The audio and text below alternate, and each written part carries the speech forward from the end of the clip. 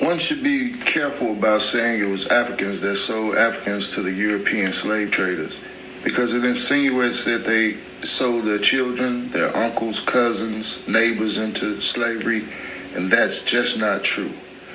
See, slavery has been in existence as long as humans have been on Earth. It didn't start with the transatlantic slave trade. The laws of slavery in old times are similar to those Mosaic laws that could be found in the Bible. A slave was basically a worker that had to bide its time working for its master for an appointed time, typically 7 years. One could find themselves enslaved mainly for failure to pay a debt or as a prisoner of war after losing a battle. Under these same Mosaic laws, slaves were to be treated fairly and with dignity. If a slave were beaten or treated inhumanely, they were to be set free immediately. So did Africans really sell other Africans to Europeans? Yes and no. In the 8th century, Arabs and Moors conquered parts of Europe, namely Spain, Portugal, and even Italy.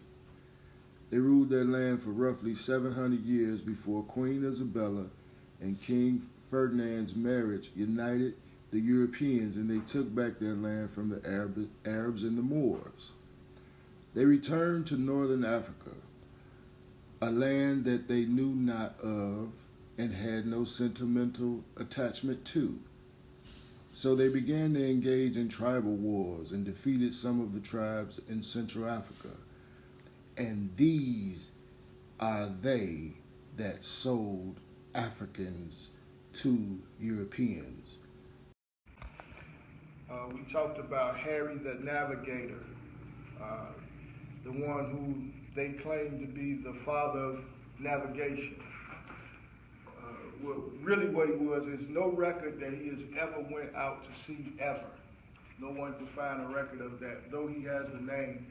What he found was a bunch of maps. Found a bunch of maps.